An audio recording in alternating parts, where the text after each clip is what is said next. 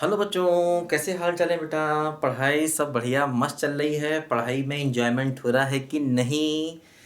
तो बच्चों, हम लोग ग्रुप थ्योरी के अगले वीडियो पर आ गए हैं बेटा। और इस वीडियो में हम लोग एक बहुत इंपॉर्टेंट कॉन्सेप्ट पढ़ने वाले हैं और ये कॉन्सेप्ट है class equation of finite group. तो बच्चों, हम लोगों ने पिछले वीडियोस में बहुत सारी चीज़ें पढ़ ली हैं। अगर आपको सारे वीडियोस देखने हैं तो आप मेरे चैनल पे जाइए, वहाँ पर आपको प्ले लिस्ट का एक ऑप्शन दिखाई देगा। उस प्ले लिस्ट में जाएंगे, आपको एक प्ले लिस्ट ग्रुप थ्योरी और मॉडर्न अलजेब्रा की दिखाई देगी। तो उस group theory and modern algebra की प्लेलिस्ट में आपको ग्रुप थ्योरी के पुराने सारे वीडियोस मिल जाएंगे। स्टार्टिंग से मैंने पढ़ाया है और बेटा स्टार्टिंग से चीज़ों को पढ़ना बहुत ज़रूरी है। अचानक आप अगर पढ़ना चाहेंगे तो चीज़ें हो सकता समझ में ना आए, क्योंकि ग्रुप थ्योरी बहुत इंपॉर्टेंट टॉपिक है। हर कंपटीशन में इसका बहुत ज़्यादा एप्लीकेशन है और आपके बीएससी एमएससी के सिलेबस में भी ये काफ़ी ज़्यादा आता होगा। तो बच्चों, हम लोग आज पढ़ेंगे क्लास इक्वेशन। देखो, मैं एक बात बता दूं आपको कि जैसे अगर ये वीडियो थोड़ा सा लंबा जाएगा तो हो सकता है ये वीडियो बीच में ब्रेक हो जाए। तो अगर ये वीडियो बीच में ब्रेक हो जाए तो आप इसके नेक्स्ट पार्ट को पढ़ना, तब जाके क्लास इक्वेशन कंप्लीट होगा। अगर ब्रेक हो जाए तो, क्योंकि मुझे नहीं मालूम, मैं वीडियो बनाना शुरू कर रहा हूँ, पता नहीं कितना टाइम मिलेगा। कोशिश करेंगे कि 51 से कम मिनट में ख़त्म हो जाए, लेकिन मुझे जहाँ तक लगता है ये 51 मिनट से ज़्यादा टाइम ले लेगा। अगर ले लेगा तो आप अगले वीडियो में जाएंगे तो इसका आपको रिमेनिंग पार्ट मिल जाएगा। लेकिन सब कुछ आपको ग्रुप थ्योरी मॉडर्न अलजेब्रा की प्लेलिस्ट में मिलेगा और प्लेलिस्ट में आपको सारे वीडियो सीक्वेंस वाइज मिलेंगे। और भी बहुत से टॉपिक की प्लेलिस्ट में अपलोड कर रहा हूँ, तो उनको जाकर बेटा आप बहुत डिटेल से चीज़ों को पढ़ सकते हैं और समझ सकते हैं। तो टेंशन नहीं पालिए, मस्त होकर पढ़िए, एंजॉय करिए, समझ समझ के पढ़िए और पढ़ते रहिए। ठीक है बच्चों, चलिए हम लोग पढ़ते हैं क्लास इक्वेशन। देखो बच्चों, क्लास इक्वेशन को पढ़ने से पहले थोड़ा सा कुछ बेसिक बातें हमें सीखनी होंगी, क्योंकि सीधे सीधे क्लास इक्वेशन हमको समझ में नहीं आएगी। देखो, उसके लिए सबसे पहले हम लोग एक थ्योरम को पढ़ते हैं। देखो थ्योरम क्या है। देखो बच्चों, एक थ्योरम हम लोग पढ़ते हैं। ये थ्योरम जो हम लोग पढ़ रहे हैं ये क्लास इक्वेशन नहीं है। क्लास इक्वेशन की थ्योरम अभी आगे आएगी, ये उसके कुछ बेसिक है ना। ये थ्योरम जो मैं आपको बताने जा रहा हूँ ये क्लास इक्वेशन नहीं है। क्लास इक्वेशन की थ्योरम अभी आगे आएगी, लेकिन ये उसका बेसिक है। देखो बच्चों, क्या थ्योरम है। थ्योरम बच्चों कहती है कि मान लीजिए जी कॉमा ओ अगर कोई ग्रुप है ना। मान लीजिए जी कॉमा ओ कोई ग्रुप है और ए मान लीजिए जी का कोई एलिमेंट है। ठीक है, ए मान लीजिए जी का कोई एलिमेंट है। ठीक है, देखो देन टू एलिमेंट्स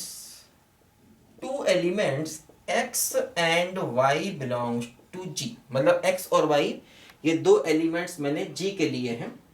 ठीक है, give rise to same conjugacy give rise to same conjugacy if and only if if and only if, ठीक है, give rise to same conjugate of a कह सकते हैं, दोनों ही बातें सही हैं। same conjugate of a if and only if they belong to same right coset of normalizer, ठीक है, in G। ठीक है, नॉर्मलाइजर ऑफ ए इन जी। देखो बच्चों, जरा इस बात को हम समझें। जैसे हम लोग कंजुगेट एलिमेंट भी जानते हैं क्या होता है, हम लोग नॉर्मलाइजर भी जानते हैं क्या होता है, दोनों बातें जानते हैं। पहले हम लोग जरा इसका मीनिंग समझें, आखिर इस थ्योरम का मीनिंग क्या है। और ये थ्योरम भी अपने आप में बहुत इंपॉर्टेंट है और इसके साथ एक बात और भी हमको प्रूव करनी है। हेंस शो दैट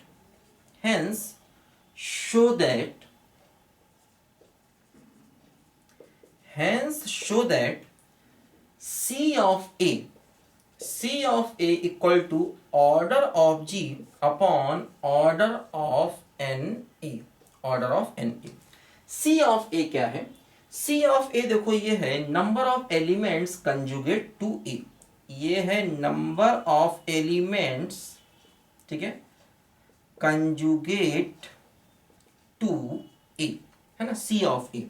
या ऐसा भी कह सकते हैं कि number of elements conjugate in A, या number of elements in conjugate class of A, ऐसा भी कह सकते हैं कि नंबर ऑफ एलिमेंट्स, ठीक है, in conjugate class of A, in conjugate class of A, ऐसा भी इसको हम कह सकते हैं। या इसको हम इंडेक्स ऑफ नॉर्मलाइजर भी कहते हैं, या इसको हम इंडेक्स ऑफ नॉर्मलाइजर भी कहते हैं, ठीक है, नॉर्मलाइजर ऑफ ए इन जी। देखो बच्चों ध्यान दो, जैसे ये सी ऑफ है, देखो सी ऊपर है और स्मॉल ए नीचे है ना। कंजुगेट क्लास क्या होता है, सी ए। सी ए क्या होता है, सी ए को कहते हैं हम लोग कंजुगेट क्लास, और सी ए में क्या आता है, वो सारे एक्स आते हैं जो कि ए के कंजुगेट होते हैं, वो सारे जी के एलिमेंट आते हैं जो कि ए के कंजुगेट होते हैं। ये हम लोगों ने पढ़ा था, इसे हम लोग ए का कंजुगेट क्लास कहते हैं, है ना। ये सारी बातें मालूम होनी चाहिए। ए का कंजुगेट क्लास का मतलब ए भी जी का एलिमेंट है, तो हमें एक्स जी के ऐसे एलिमेंट लेने हैं जो कि ए के साथ में कंजुगेट रिलेशन को बनाए। और ए के साथ में कंजुगेट रिलेशन बनाने का मतलब ये होता है कि x बराबर वाई इनवर्स ए वाई होना चाहिए, और y भी कहाँ से है, वो भी g से आएगा, है ना।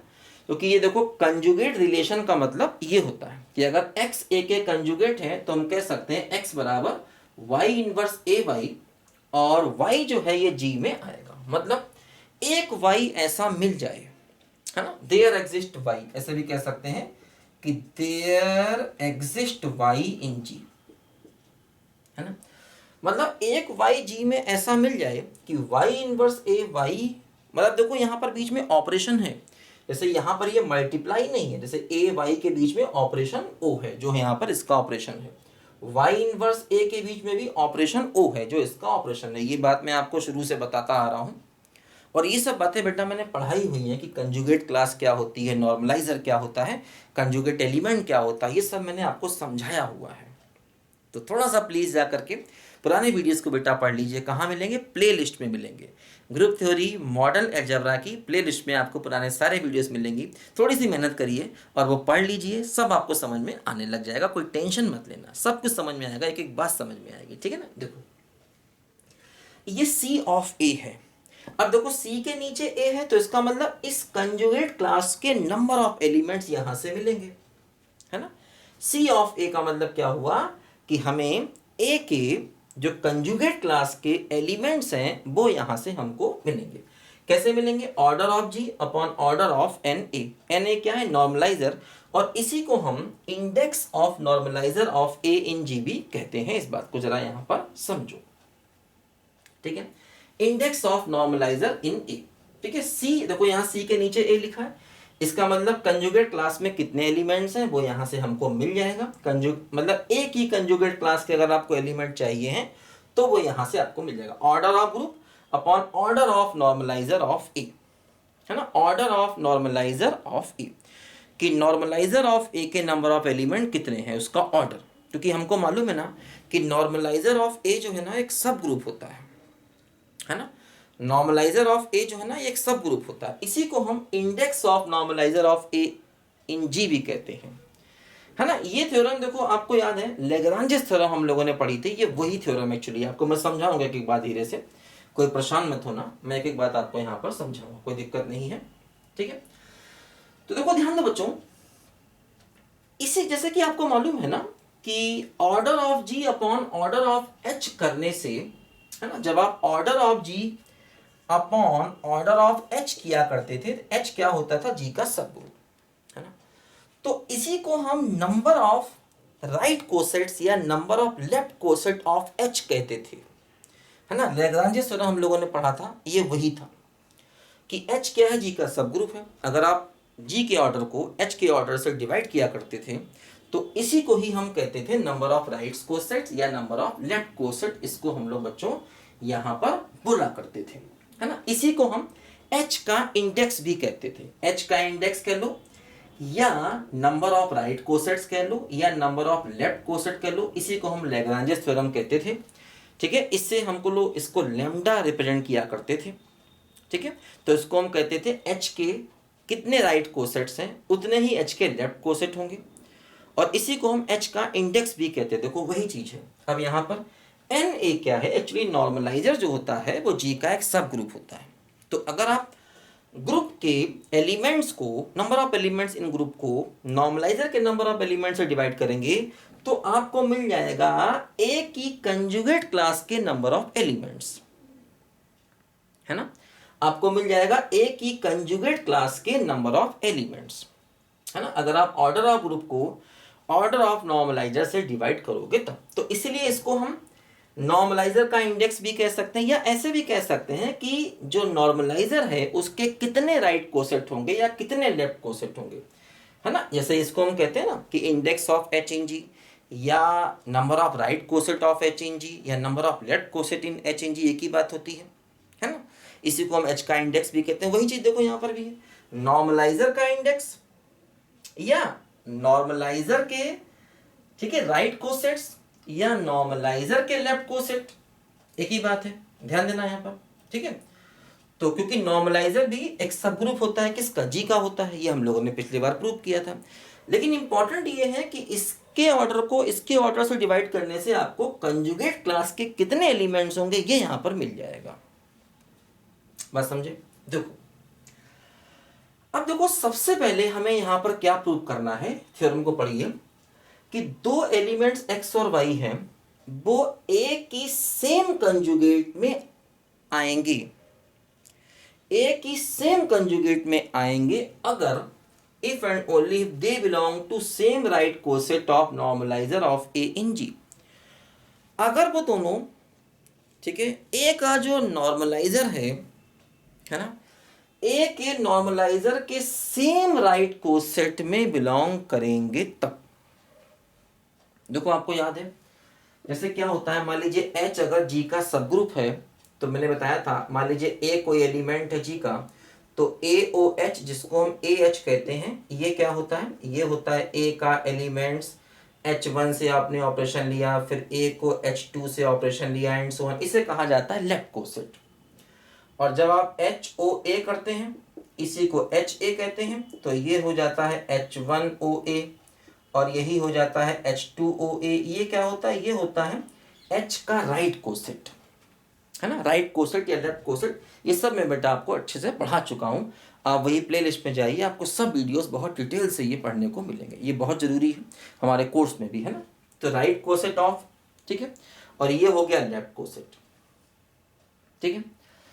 तो वही चीज यहां पर भी, जैसे एन ए भी एक सब ग्रुप है, नॉर्मलाइजर भी एक सब ग्रुप होता है, तो नॉर्मलाइजर का भी राइट कोसेट और लेफ्ट कोसेट हमको मिल सकता है। देखो मैंने बताया था आपको कि आखिर नॉर्मलाइजर क्या होता है, ये मैंने आपको समझाया भी था कि नॉर्मलाइजर ऑफ ए कैसे निकालते हैं। नॉर्मलाइजर ऑफ ए निकालने का तरीका क्या होता, all x belongs to G such that x A बराबर ए एक्स, इसको कहते हैं नॉर्मलाइजर। मतलब यहाँ पर बीच में ऑपरेशन है जो बार बार लिखते नहीं है, एक्स ओ ए बराबर ए ओ एक्स। तो ये जो ए का नॉर्मलाइजर होता है, मतलब जी के ऐसे एलिमेंट लेने हैं जो ए में के साथ में कम्यूटेटिव हो, तो उसको ए का नॉर्मलाइजर कहते हैं। और ये नॉर्मलाइजर भी एक सब ग्रुप को फॉर्म करता है, बस समझे, ये नॉर्मलाइजर भी एक सब ग्रुप को फॉर्म करता है, और उसी सब ग्रुप का हम राइट कोसेट और लेफ्ट कोसेट, देखो यहाँ पर उसी नॉर्मलाइजर के राइट कोसेट की बात की जा रही है, मतलब ए का नॉर्मलाइजर और उसका भी राइट कोसेट। जैसे यहाँ पर एच एक सब ग्रुप है, उसका भी राइट कोसेट, उसका भी लेफ्ट कोसेट, वैसे यहाँ पर भी नॉर्मलाइजर का राइट कोसेट की बात की जा रही है ना। देखो कहते हैं कि अगर एक्स और वाई दो एलिमेंट हैं, they give rise to same conjugate of A, मतलब उससे हमें ए का सेम कंजुगेट मिलेगा अगर वो दोनों ए के सेम राइट, ए के नॉर्मलाइजर के सेम राइट कोसेट में लाई करेंगे तब। देखो यहाँ पर इफ एंड ओनली इफ है, अगर वो नॉर्मलाइजर के सेम राइट कोसेट में लाई करेंगे तो उससे हमें सेम कंजुगेट ए का मिलेगा, ठीक है। कंजुगेट का मतलब क्या होता है, ये अपने आपको मैंने बताया कि जैसे ए का कंजुगेट अगर एक्स है तो हम इसमें ये रिलेशन हमेशा बना सकते हैं, ठीक है। अच्छा, तो देखो हम लोग एक एक करके बातों को प्रूव करते हैं। तो सबसे पहले देखो हम लोग इस रिजल्ट को प्रूव करते हैं कि अगर x और y same conjugate of a बनाएंगे तो वो नॉर्मलाइजर के सेम राइट कोसेट में लाई करेंगे। देखो इसको मिटा देते हैं, सबको एक एक करके हम लोगों को देखो इस बात को प्रूव करना है। तो सब कुछ मिटा देते हैं यहाँ से, सब कुछ आप जानते हैं, सब कुछ हम यहाँ से देखो मिटा देते हैं इसको प्रूव करने के लिए। ठीक है, और सबसे पहले देखो हम इस रिजल्ट को प्रूव करेंगे। हम ये मान के चलते हैं कि x और y नॉर्मलाइजर के सेम राइट कोसेट में लाई करते हैं। पहले हम ये देखो इफ एंड ओनली इफ है ना, इफ एंड ओनली का मतलब अगर वो सेम कंजुगेट बनाएंगे तो वो सेम राइट कोसेट में लाई करेंगे नॉर्मलाइजर के, और उल्टा माने कि अगर वो नॉर्मलाइजर के सेम राइट कोसेट में लाई करेंगे तो वो सेम कंजुगेट बनाएंगे। दोनों तरफ से देखो रिजल्ट हमें प्रूव करना है, क्योंकि देखो यहाँ पर आई डबल एफ है, आई डबल एफ का मतलब क्या हो गया, इफ एंड ओनली। देखो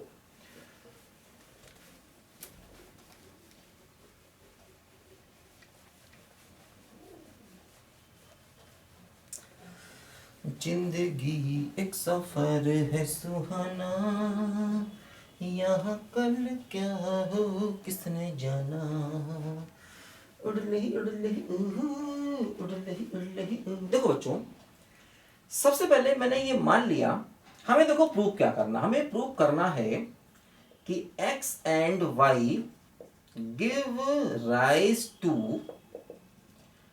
rise to same conjugate of a। ठीक है, same conjugate of a if and only if x and y lie in same right coset of normalizer। ये बात देखो हमें प्रूव करनी है कि अगर सेम कंजुगेट ऑफ a को फॉर्म करते हैं तो वो सेम राइट कोसेट में आएंगे नॉर्मलाइजर के। अगर ऐसा होगा तो ऐसा होगा, ऐसा होगा तो ऐसा होगा। तो हम राइट टू लेफ्ट पहले चल रहे हैं, हम ऐसा मान के चलेंगे और इसको प्रूव करेंगे। तो मैंने मान लिया let x and y lie in या बिलोंग्स टू, एक ही बात है, belongs to same right coset of normalizer, same right coset of normalizer. ठीक है, कि x और y नॉर्मलाइजर के सेम राइट कोसेट में बिलोंग कर रहे हैं, ऐसा मैंने मान लिया। तो जैसे कि मान लो कि है ना, ये मैंने मान लिया। देखो ऐसा है ना, जैसे कि कोई भी एलिमेंट हमेशा अपने ही राइट कोसेट में आता है। जैसे x अगर हम निकालेंगे तो x हमेशा उसमें आएगा, क्योंकि hx में क्या क्या आएगा समझो, hx में ऐसे आएगा ना, h1x h2x and so on. लेकिन आइडेंटिटी h के पास होता है तो ex भी होगा, और जैसे ex होगा ये x बन जाएगा, है ना। तो इसका मतलब कोई भी एलिमेंट अपने ही राइट कोसेट में हमेशा आता है। तो उसी प्रकार जैसे कि मान लो हमने नॉर्मलाइजर लिया और इसका x के लिए राइट कोसेट निकाला, तो x हमेशा उसमें आएगा, क्योंकि देखो ये a का नॉर्मलाइजर है और ये हो गया x का राइट कोसेट, मतलब x के लिए नॉर्मलाइजर का राइट कोसेट, तो x हमेशा उसमें आएगा।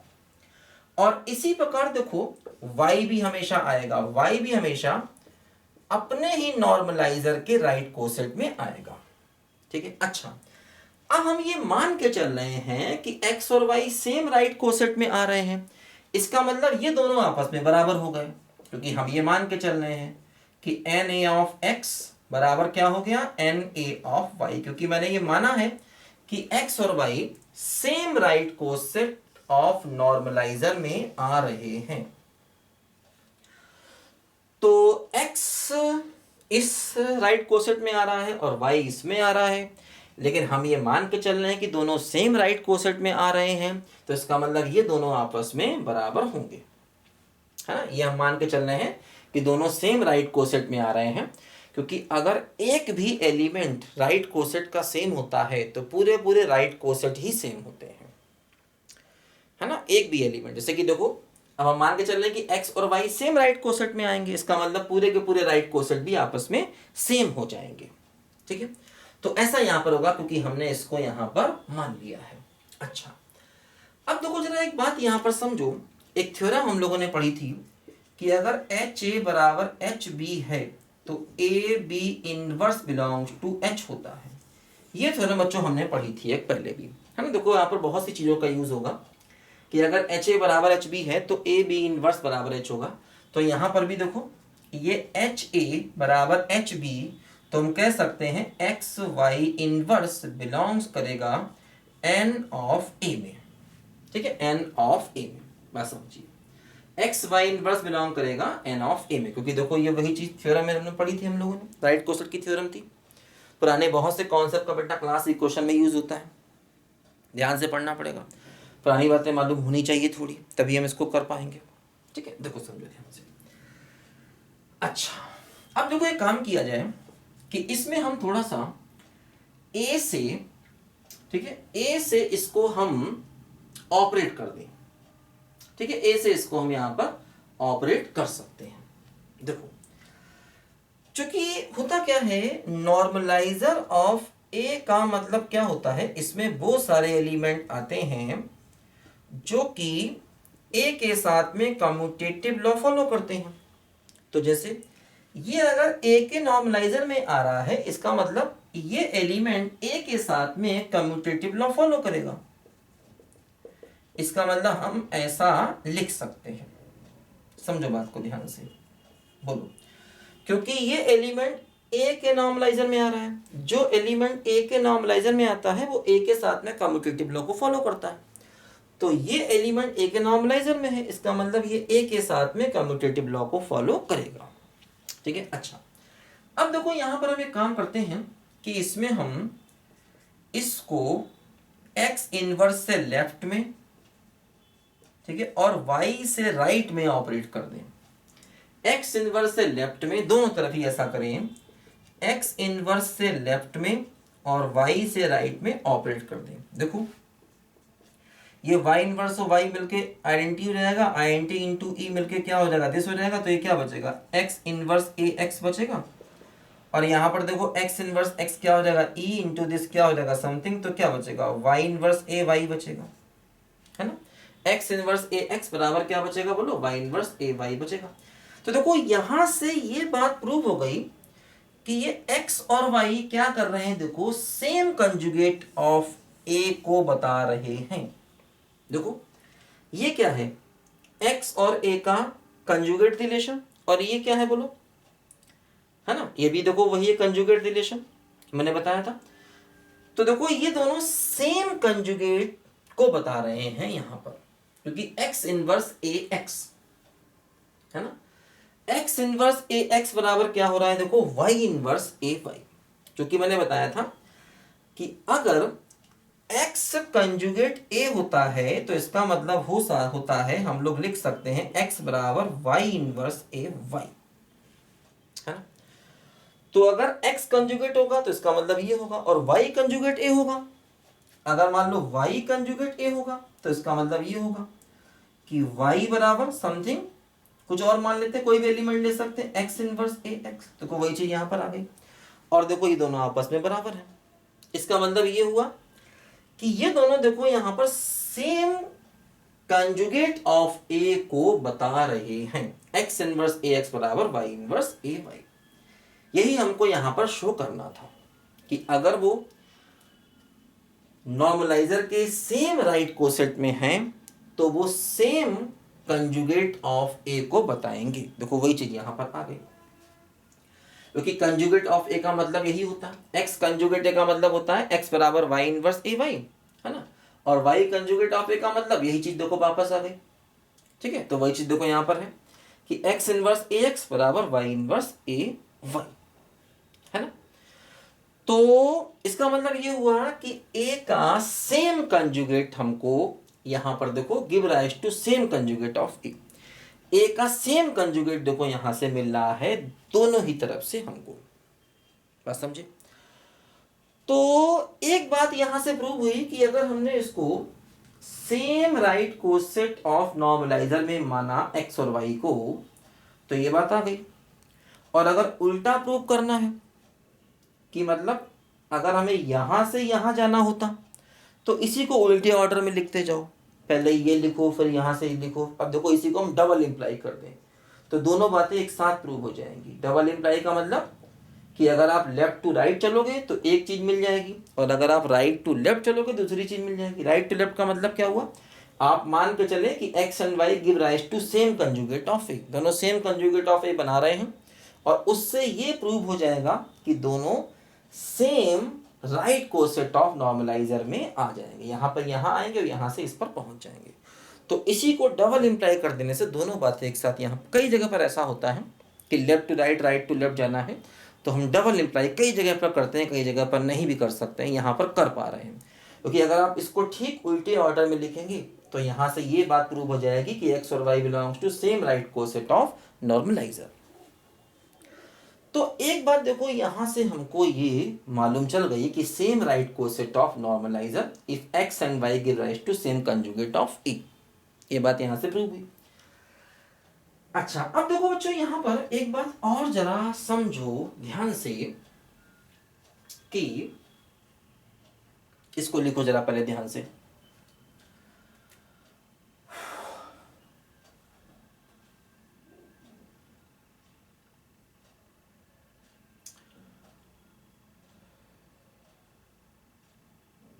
देखो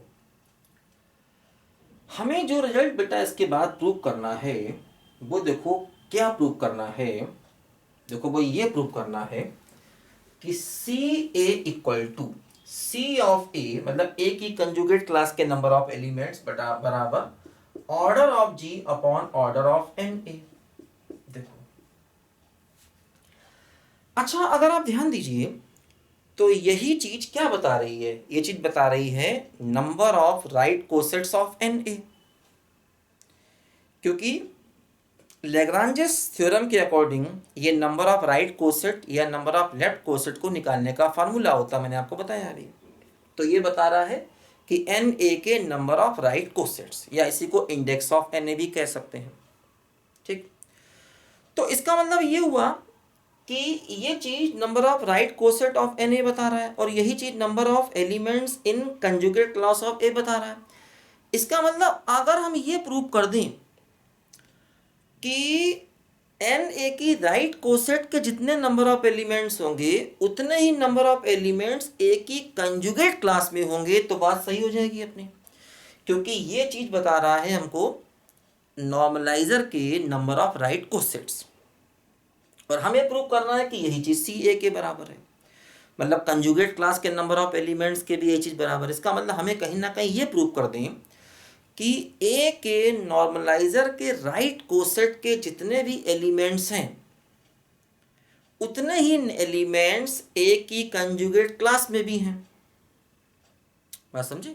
तो इसका मतलब अगर हम ये रिजल्ट प्रूव करना चाहते हैं, क्योंकि देखो ये number of right coset of N A तो होता ही है, नंबर ऑफ राइट कोसेट्स, ठीक है, ऑफ एन ए तो होता ही है ये। क्यों? क्योंकि यही तो लैग्रांजेस थ्योरम है। एन ए क्या है? एक सब ग्रुप है। तो किसी भी सब ग्रुप के अगर आपको नंबर ऑफ राइट कोसेट निकालने तो आप इस फार्मूले को लगा सकते हैं। जैसे कि एच के अगर आप नंबर ऑफ राइट कोसेट निकालना चाहते हैं तो order of G upon order of H कर सकते हैं, क्योंकि यही लैग्रांजेस थ्योरम है। तो लैग्रांजेस थ्योरम में ये बात तो आप लिख ही सकते हैं कि ए के जो नंबर ऑफ राइट कोसेट्स हैं वो ये होंगे, लेकिन यही चीज सी ए के बराबर है तो ये तभी होगी। इसका मतलब जितने elements number of right coset of A में हैं, जितने element right coset of A में हैं उतने ही एलिमेंट्स ए की कंजुगेट क्लास में होना चाहिए, तभी दोनों बराबर हो रहे हैं। तो हमें अब अगर यहाँ पर ये बात प्रूव कर दें कि कंजुगेट क्लास ऑफ ए के नंबर ऑफ एलिमेंट्स और इसके राइट कोसेट्स के नंबर ऑफ एलिमेंट्स बराबर हैं, तो फिर ये रिजल्ट तुरंत प्रूव हो जाएगा, क्योंकि ये इसकी वैल्यू तो दे ही रहा है और ये इसकी वैल्यू भी देगा अगर ये दोनों बराबर हो जाएंगे। तो देखो हमें प्रूव करना है, we have to prove that number of elements in C of A. Number of element in C of A का मतलब ए की कंजुगेट क्लास के नंबर ऑफ एलिमेंट, इसी को सी ए कहते हैं। सी ए का मतलब सी ऑफ ए के नंबर ऑफ एलिमेंट्स, इसी को क्या बोलते हैं? ये है number of elements in C of A, इसी को हम ऐसे भी कहते हैं। तो we have to prove that number of elements in C of A equal to number of right cosets of N A. Number of right cosets of N A मतलब N ए के जितने भी राइट कोसेट्स हैं वही ए की class equation के number of elements के बराबर है। ये बात हमको प्रूव करनी है। तो देखो, इसको प्रूव करने के लिए हमें प्रूव करना पड़ेगा कि इस सेट में और इस सेट में 1-1 करस्पॉन्डेंस है। मतलब जैसे मान लो ये एक सेट है सी ए का क्लास इक्वेशन का, और ये सेट है मान लो right coset of N A का, right coset of N A, R C का मतलब right coset of N A. तो हमें यह प्रूव करना है कि इन दोनों के बीच में 1-1 करस्पॉन्डेंस है। 1-1 करस्पॉन्डेंस का मतलब जितने एलिमेंट्स यहां पर हैं उतने एलिमेंट्स यहां पर हैं, मतलब इसका हर एक एलिमेंट इसके हर एक एलिमेंट को करस्पॉन्ड कर रहा है। यानी कि ऐसा भी कह सकते हैं कि एक 1-1 ऑन-टू मैपिंग इन दोनों के बीच में एग्जिस्ट कर रही है। 1-1 करस्पॉन्डेंस का मतलब होता है कि जितने हर एक एलिमेंट केवल एक ही एलिमेंट को करस्पॉन्ड कर रहा है, यानी कि हर एक एलिमेंट केवल एक ही एलिमेंट के पास जा रहा है, यानी कि इन दोनों के बीच में एक 1-1 ऑन-टू फंक्शन है। 1-1 ऑन-टू फंक्शन का मतलब एक एक के पास जाएगा, बस एक दो के पास नहीं जाएगा, ना दो एक के पास जाएंगे। तो उसके लिए हमें प्रूव करना होगा कि इन दोनों के बीच में 1-1 करस्पॉन्डेंस है, और उसको प्रूव करने के लिए अभी ये रिजल्ट हमने प्रूव किया कि अगर वो दोनों सेम राइट कोसेट में हैं, तो मतलब अगर ये दोनों एलिमेंट सेम हैं तो ये भी दोनों सेम है। ये तो हमने प्रूव किया कि अगर दो एलिमेंट सेम राइट कोसेट में हैं तो वो सेम कंजुगेट ऑफ ए को बता रहे हैं। मतलब अगर ये दोनों सेम है तो ये दोनों भी सेम है, और अगर ये दोनों अलग अलग है तो ये दोनों भी अलग अलग। अभी हमने प्रूव किया। तो यहां से ये बात क्लियर हो रही है कि इनके बीच में एक 1-1 करस्पॉन्डेंस है ना। क्योंकि देखो 1-1 करस्पॉन्डेंस का मतलब यही होता है, जैसे मैंने बताया था कि अगर मान लो कि अगर हम यहाँ पर x1 लें और इसकी इमेज fx1 है, और अगर हम x2 लें इसकी इमेज fx2 है, तो अगर fx1 बराबर fx2 है और ऐसा होने से x1 बराबर x2 हो जाए तो हम कहते हैं इनके बीच में 1-1 करस्पॉन्डेंस है, मतलब 1-1 ऑन-टू मैपिंग है ना। ये बात ध्यान दीजिए, ठीक है। तो देखो यहाँ पर इसका मतलब ये है, अभी हमने यहाँ प्रूव किया है, ये रिजल्ट अभी जो हमने प्रूव किया कि अगर दोनों सेम राइट कोसेट में आ रहे हैं नॉर्मलाइजर की, है ना, तो इसका मतलब ये हुआ कि वो दोनों सेम कंजुगेट ऑफ ए बता रहे हैं। इस बात को लैंग्वेज में लिख देंगे आप। कैसे? From the theorem we have prove that if two elements belongs to same right coset of normalizer then they give rise to same conjugate of a, therefore there exists a 1-1 correspondence between conjugate class of a and right cosets of a, therefore they have same number of elements। तो अब ये बात language में ही लिखनी है, क्योंकि ये theorem ही यही हमको बता रही है कि अगर आप एन ए के राइट कोसेट्स, है ना, जैसे ये अलग अलग राइट कोसेट्स हैं, तो जितने राइट कोसेट्स होंगे उतने ही ए में कंजुगेट क्लास ऑफ ए के नंबर ऑफ एलिमेंट्स होंगे, है ना। क्यों होंगे? क्योंकि ये भी थ्योरम बता रही है कि अगर ये दोनों सेम राइट कोसेट में, अगर दो एलिमेंट सेम राइट कोसेट में हैं तो वो सेम कंजुगेट क्लास को बताते हैं। इसका मतलब इन दोनों के बीच में 1-1 करस्पॉन्डेंस है। 1-1 करस्पॉन्डेंस का मतलब ये हो गया कि जितने नंबर ऑफ एलिमेंट्स इसमें हैं उतने ही नंबर ऑफ एलिमेंट्स इसमें भी होंगे। ये बात यहाँ तक हम कर लेंगे आसानी से। तो पहले इतनी बात हमें यहाँ पर बतानी होगी। मतलब ये रिजल्ट देखो बता रहा है कि इसी से आपको सी ए के नंबर ऑफ एलिमेंट्स मिलेंगे और इसी से आपको एन ए के राइट कोसेट्स भी मिलेंगे। एन ए के राइट कोसेट ध्यान रखना, और ऑर्डर ऑफ एन ए का मतलब एन ए के नंबर ऑफ एलिमेंट्स, है ना। और पूरी वैल्यू क्या बताएगी? इसको इससे डिवाइड करने पर क्या मिलेगा? एन ए के राइट कोसेट्स ऑफ ए, और ऑर्डर ऑफ एन ए का मतलब एन ए के नंबर ऑफ एलिमेंट्स, क्योंकि फाइनाइट ग्रुप का ऑर्डर का मतलब होता है उसके नंबर ऑफ एलिमेंट्स, और ऑर्डर ऑफ जी का मतलब जी के नंबर ऑफ एलिमेंट्स। ठीक, अच्छा अब देखो यहां तक हमने प्रूव किया, ये रिजल्ट हम समझ गए, ये कैसे आया ये भी हम समझ गए हैं। देखो अब एक बार जरा ध्यान दो, एक बार जरा बच्चों यहां पर ध्यान दो, हम लोगों ने पढ़ा था कि जो कंजुगेट क्लास ऑफ ए होता है ना, जो कंजुगेट क्लास ऑफ ए होता है, ये बात देखो बेटा हम लोगों ने पढ़ी थी। अच्छा पहले एक बात और समझो, मैं बताता हूं आपको, पहले देखो पहले एक बात एक और समझो जरा, कि जो इक्विवेलेंस रिलेशन होता है, इस बात को लिखा देते हैं, बाकी सब मिटा देते हैं, ये बात हमने प्रूव कर ली है, ये बात यहां पर हम समझ गए।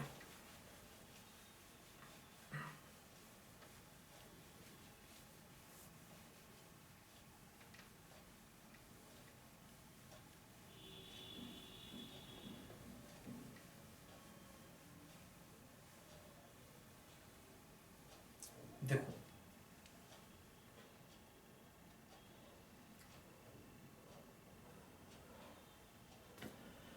देखो ध्यान दो बच्चों, एक बात मैंने आपको बताई थी कि इक्विवेलेंस क्लास जो होता है, इक्विवेलेंस रिलेशन जो होता है किसी भी सेट पर, है ना, वो हमेशा सेट को एक पार्टीशन में डिवाइड करता है। देखो इसका मतलब क्या होता है जरा पहले हम लोग समझे।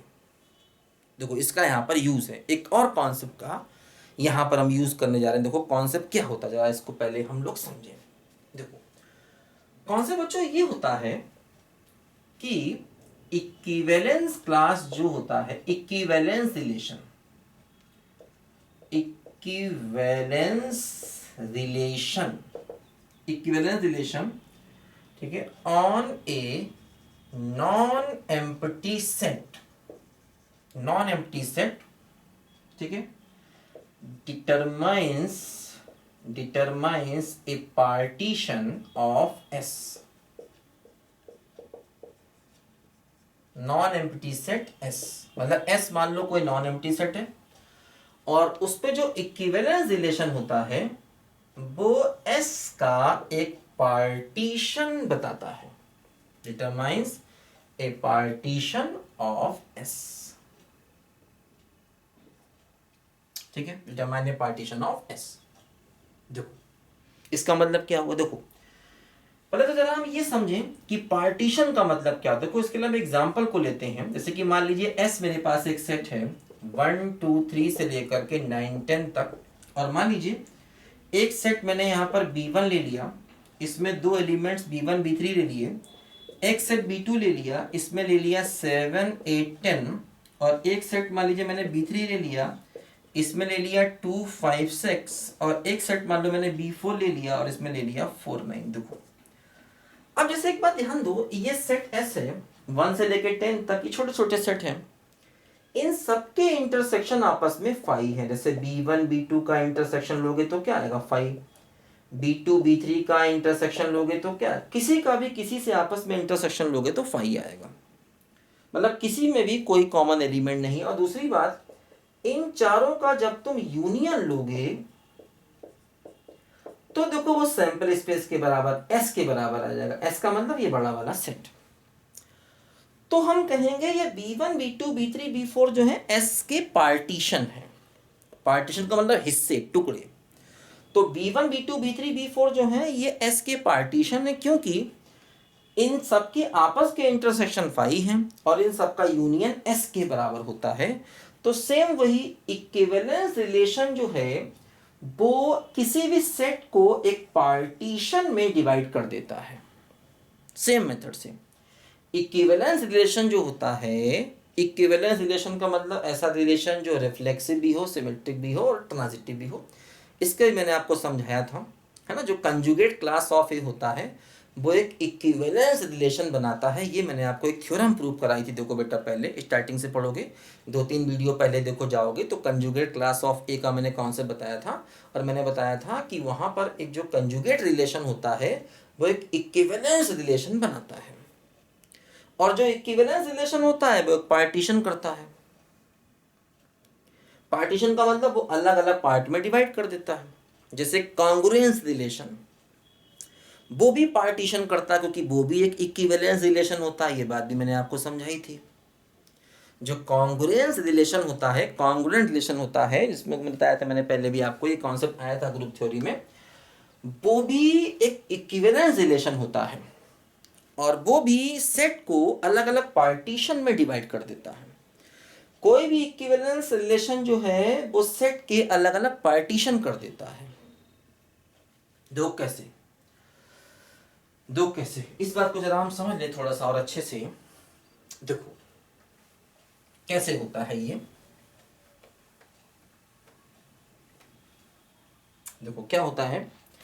जैसे ये होता है बेटा, मान लीजिए मैंने इंटीजर्स का सेट ले लिया। इंटीजर में क्या होता है, सब कुछ आता है, 0, 1, 2, 3 और -1। देखो अब ये बात ध्यान रखना, जैसे कि जब आपको क्लास इक्वेशन का फार्मूला प्रूव करने को आएगा, तो अब जो मैं बता रहा हूं वो नहीं करना, वो मैं आपको सिर्फ समझा रहा हूं।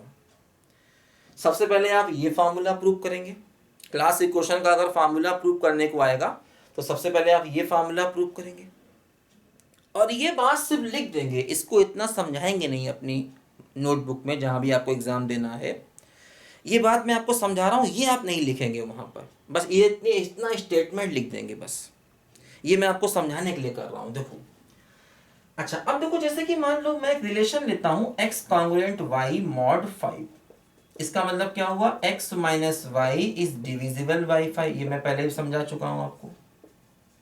अब देखो, जैसे कि मान लो अगर मैं x को 0 ले लूं, तो 0 के साथ में कौन कौन से एलिमेंट रिलेटेड होंगे। देखो क्या क्या एलिमेंट रिलेटेड होंगे, 0 खुद भी होगा, 5 होगा, 10 होगा, 15 होगा, -5 होगा, -10 होगा। ऐसे देखो, अगर मैं x की वैल्यू 0 ले लूं तो y इनमें से कुछ भी हो सकता है। मतलब 0 इसके साथ भी रिलेटेड है, क्योंकि 0 माइनस दिस 5 से डिवाइड हो जाएगा, 0 माइनस 10 भी 5 से डिवाइड हो जाएगा, 0 माइनस 15 भी 5 से डिवाइड हो जाएगा, है ना। मतलब अगर आप x को लेते हैं 0 तो y इनमें से कुछ भी हो सकता है ना। तो मतलब 0 इन सबसे रिलेटेड है, तो ये 0 की हो गई इक्विवेलेंस क्लास, है ना। इसी प्रकार अगर मैं 1 की इक्विवेलेंस क्लास निकालता हूं तो 1 के साथ में क्या क्या आएगा, देखो 6 आएगा, 11 आएगा, 16 आएगा, और यहां पर देखो -4 आएगा। ऐसे करके देखो चीजें यहां पर आएंगी। तो ये हो गई अपनी 1 की इक्विवेलेंस क्लास, है ना।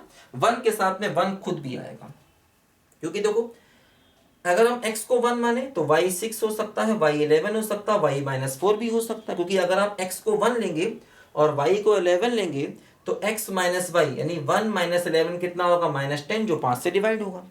अगर आप x को 1 लेंगे और y को -4 लेंगे तो क्या हुआ, x माइनस वाई, तो 1 माइनस ऑफ -4 मतलब 1 + 4 हो जाएगा। अगर आप x को 1 लें और y को -4 लें और इसमें वैल्यू पुट करें तो 5 बन जाएगा, और 5 से डिवाइड होगा। मतलब अगर आप x को 1 मानते हैं तो ये वो सारे एलिमेंट है जो 1 से रिलेटेड होंगे। इसी प्रकार देखो, अगर मैं 2 की इक्विवेलेंस क्लास निकालता हूं तो 2 की इक्विवेलेंस क्लास में देखो क्या क्या आएगा, 2 आएगा, 7 आएगा, और इसके बाद 12 आएगा, एंड सो ऑन। अगर अब देखो ये सब वो एलिमेंट है जो 2 से रिलेटेड होंगे, क्योंकि अगर आप x को 2 लेंगे तो y इनमें से आप कुछ भी ले सकते हैं। इसी प्रकार अगर आप 3 की इक्विवेलेंस क्लास निकालेंगे तो क्या आएगा, 3 आएगा, 8 आएगा, एंड सो ऑन आएगा। अगर आप 4 की इक्विवेलेंस क्लास निकालेंगे तो क्या आएगा, देखो 4 आएगा, 9 आएगा, एंड सो ऑन आएगा। अब देखो अगर आप फिर से 5 की इक्विवेलेंस क्लास निकालेंगे तो वही आएगा जो 0 की इक्विवेलेंस क्लास में आया था। मतलब यहां से इक्विवेलेंस क्लासेस रिपीट होने लग जाएंगी। मतलब 5 की इक्विवेलेंस क्लास कुछ अलग नहीं होगी, बल्कि वही होगी जो 0 की है। 6 की इक्विवेलेंस क्लास कुछ अलग नहीं होगी, वही होगी जो 1 की है, ध्यान रखना। तो मतलब देखो हमें 0, 1, 2, 3, 4, 5 अलग अलग इक्विवेलेंस क्लासेस मिली, और ये जो इक्विवेलेंस क्लासेस हैं ये इस इंटीजर्स के सेट का पार्टीशन बना रही हैं, क्योंकि इनमें कोई भी कॉमन नहीं है। देखो इनमें से किसी का भी इंटरसेक्शन लोगे 5 आएगा। देखो 5 इक्विवेलेंस क्लास है, 5 ही अलग अलग मिली, आगे तो रिपीट करने लग जाएंगी। 5 की क्लास निकालोगे वही आएगी जो 0 की है, 6 क्लास निकालोगे वही आएगी जो 1 की है, 7 की निकालोगे वही आएगी 2 की, बाकी फिर वही रिपीटेशन होने लग जाएगा। तो केवल 5 अलग अलग इक्विवेलेंस क्लास मिली, और ये पांचों इक्विवेलेंस क्लास इंटीजर्स के सेट का पार्टीशन है, क्योंकि इनका आपस का इंटरसेक्शन सबका 5 है और इन सबका यूनियन लोगे तो i के बराबर आ जाएगा। तो इसलिए देखो ये जो है एक इक्विवेलेंस रिलेशन है, और ये इक्विवेलेंस रिलेशन क्या कर रहा है, एक पार्टीशन को बता रहा है। मतलब इससे हमें कुछ इक्विवेलेंस क्लासेस मिल रही हैं, और वो इक्विवेलेंस क्लासेस इस सेट की क्या बता रही है, पार्टीशन, क्योंकि इनके आपस का इंटरसेक्शन 5 है और इन सबका यूनियन क्या हो जाएगा, इसके बराबर हो जाएगा। इसीलिए इक्विवेलेंस रिलेशन हमेशा एक पार्टीशन को बताता है। कैसे बताता है, हम अलग अलग एलिमेंट के इक्विवेलेंस क्लास को निकाल लेते हैं। इक्विवेलेंस क्लास का मतलब वो सारे एलिमेंट जो 0 से रिलेटेड हैं, वो सारे एलिमेंट जो 1 से रिलेटेड हैं, वो सारे एलिमेंट जो 2 से रिलेटेड हैं। तो इससे हमें अलग अलग इक्विवेलेंस क्लासेस मिल जाते हैं, और वो जो इक्विवेलेंस क्लासेस हैं वो मिल करके एक पार्टीशन बना देती हैं। तो इसलिए हम कहते हैं कि इक्विवेलेंस रिलेशन जो है किसी भी नॉन एम्प्टी सेट पर एक पार्टीशन को डिटरमाइन करता है। ये बात हमेशा ध्यान रखना। और एक बात ध्यान रखना, कोई भी एलिमेंट खुद की इक्विवेलेंस क्लास में हमेशा आता है।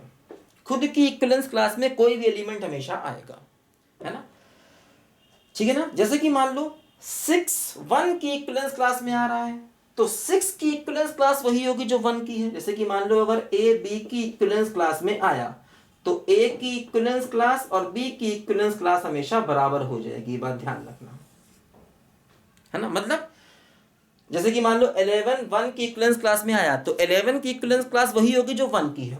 जैसे 0 की इक्विवेलेंस क्लास में 5 आया, तो 5 की इक्विवेलेंस क्लास वही होगी जो 0 की है। 0 की इक्विवेलेंस क्लास में 10 भी आया, तो 10 की इक्विवेलेंस क्लास वही होगी जो 0 की है।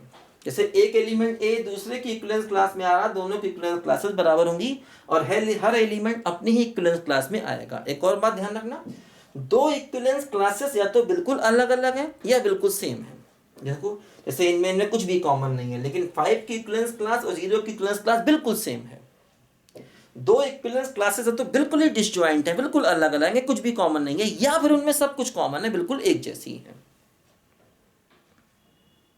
बस समझे बच्चों, ठीक है ना।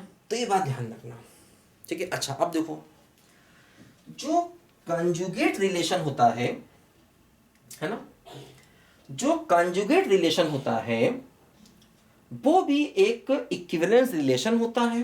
तो इसीलिए वो भी पूरे सेट को पार्टीशन में डिवाइड कर देगा। देखो समझो ध्यान से, एज कंजुगेट रिलेशन या रिलेशन ऑफ कंजुगेसी भी इसको कहते हैं, relation of conjugacy, relation of conjugacy is an equivalence relation, is an equivalence relation on G. Therefore, we get disjoint, therefore we get partitions. इसलिए हमको partitions मिल जाएंगे। जैसे मान लो, है ना, G में ये एलिमेंट्स हैं, मान लो G में एलिमेंट्स हैं A1 A2 and so on, G में एलिमेंट्स हैं, तो हमें क्या होगा, जैसे A का पार्टीशन मिल जाएगा, A2 का पार्टीशन मिल जाएगा, A3 का पार्टीशन, तो कुछ अलग अलग पार्टीशन मिल जाएंगे। कितने होंगे वो डिपेंड करेगा क्वेश्चन क्या है, कुछ अलग अलग पार्टीशन मिल जाएंगे। अच्छा, ये जो A का जैसे इक्विवेलेंस क्लास मिला है ना, A1 का इक्विवेलेंस क्लास, A2 का इक्विवेलेंस क्लास, A3, कई सारे हमें इक्विवेलेंस क्लासेस यहां से मिल जाएंगे, क्योंकि रिलेशन ऑफ कंजुगेसी जो है ये भी एक इक्विवेलेंस रिलेशन होता है। अच्छा, और ये जो इक्विवेलेंस क्लासेस होंगे ये बिल्कुल ही अलग अलग होंगे, है ना।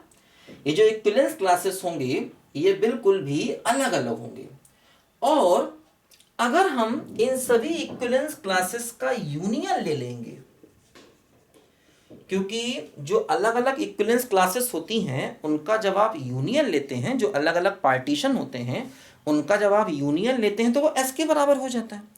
तो S का मतलब यहाँ पर G, तो G से हमें ये अलग अलग इक्विवेलेंस क्लास बनेगी, कुछ भी मिले, कुछ इक्विवेलेंस क्लास हमको मिल सकती है अलग अलग, तो उन सबका जब हम यूनियन लेंगे तो वो जी के बराबर होगा, है ना। जैसे कि मान लो ये A1 की इक्विवेलेंस क्लास है, कुछ अलग अलग होंगी, जैसे जितने इसमें एलिमेंट होंगे उससे यहाँ पर कुछ कम आएंगे, क्योंकि कुछ इक्विवेलेंस क्लास बाद में रिपीट करने लगती हैं। जैसे इंटीजर तो बहुत बड़ा है, लेकिन आपको अभी देखा आपने कितनी अलग अलग इक्विवेलेंस क्लास मिली थी, केवल 5, 0 1 2 3 4, बस केवल उन्हीं सबका यूनियन कर रहे थे तो आई के बराबर आ रहा था। तो जो अलग अलग हमारी इक्विवेलेंस क्लासेस है उन सबका यूनियन करेंगे तो वो जी के बराबर आएगा, है ना। और जैसे A1 की इक्विवेलेंस क्लास है तो इसमें कौन से एलिमेंट्स आएंगे, वो एलिमेंट्स आएंगे जो A के साथ में कंजुगेसी रिलेशन में है।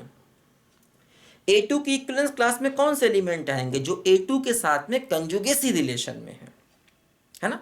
तो मतलब ये क्या है, ये है ऑल एलिमेंट्स, ठीक है, in conjugate class of A1, है ना। A1 की इक्विवेलेंस क्लास का मतलब क्या हुआ, ऑल एलिमेंट्स इन, ठीक है, कंजुगेट क्लास ऑफ A1। इसी प्रकार A2 की इक्विवेलेंस क्लास का मतलब क्या हुआ, all elements in conjugate class of A2, है ना। जो मतलब A1 की कंजुगेट क्लास में आने वाले, क्योंकि जो A1 के साथ में कंजुगेसी रिलेशन में है वो एलिमेंट्स आएंगे, है ना। उस एलिमेंट की इक्विवेलेंस क्लास में वही एलिमेंट आते हैं जो उससे रिलेटेड होते हैं। तो A1 की जो इक्विवेलेंस क्लास